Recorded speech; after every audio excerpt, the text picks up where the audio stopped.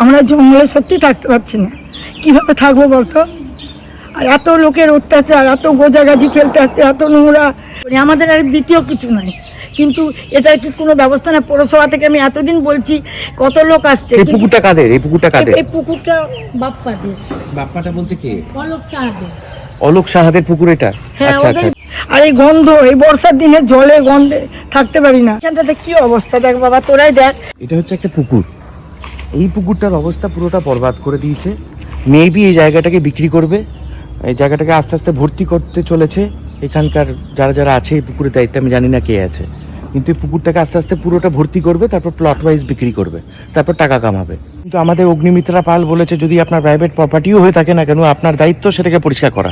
বিগত 10 বছর ধরে এই পুকুরটার কোনো উন্নতি নেই। পুকুর ভর্তি করা আইনত অপরাধ, সবাই জানি আমরা।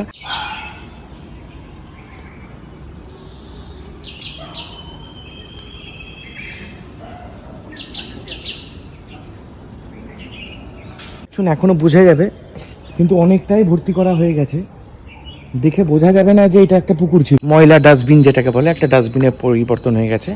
আর আস্তে আস্তে দেখছি যে ভুঁচি মাটিগুলো ফেলা চলছে। মেবি ভবিষ্যতে আর 5টা বছরের মধ্যে এই জায়গাটাকে পুরোটাকে মনে হয় সাফ টাফ করে এই জায়গাটাতে বা প্লট ওয়াইজ বিক্রি করা হবে। জানি না, এটা হতেও পারে। পোকামাকড়ের উৎপাত, সাপখোপের উৎপাতে থাকা যায় না এই জায়গাটাকার মানুষ। এই পাশের বাড়িগুলো যারা যারা বসবাস করে এই পাশের বাড়িগুলোতে, তাদের নিজেদের কথা যে আমরা থাকতে পারি না, এত মশার উৎপাত আর এত সাপখোপের অত্যাচার। এত জঙ্গল পেছনে, এইভাবে থাকা যায় না, পরিষ্কারও হয় না, কিছু না। এই সাপ টাপ, এক্ষুনি সাপ বার হয়েছিল, এই মাত্র সাপ বার হচ্ছে। এত কষ্ট, কোনো কিছু নাই, চারিদিকে জঙ্গল সে গোজা ফেলছে, কিন্তু আমাদের দিকে কেউ নজরই দেয় না। আশেপাশে যতগুলো বাড়ি আছে সবগুলোই মেবি আমার সাথে একমতই হবে যে এই জায়গাটার অবস্থা দীর্ঘ 15 বছর তো হয়েই গেল এরকমই হয়ে পড়ে আছে এই পুকুরটা। এরকম আরও পুকুর অনেকগুলো আছে। আমাকে অনেকজনে মেসেজ করে বলেছে, দাদা অনেক পুকুর আছে রঘুনাথগঞ্জে যেটাকে অবৈধভাবে ভর্তি করা চলছে, যাতে সেখানে একটা বিজনেস গড়ে ওঠে। খুবই পোকামাকড়ের অত্যাচার। বন্ধু সমিতি ক্লাবের পেছনে এই জায়গাটা পড়ে, মানারাম কালীতলার পাশ দিয়ে একটা গলি আছে, ওই গলি দিয়ে সোজা আসলে এই পুকুরটাতে আপনারাও আসতে পারবেন, আপনারাও জানতে পারবেন যে কত লোকই তো দেখে যাচ্ছে, কিন্তু কেউ কিছু করছে না। তো পাশের বাড়িগুলো কোনো অসুবিধা হয় না?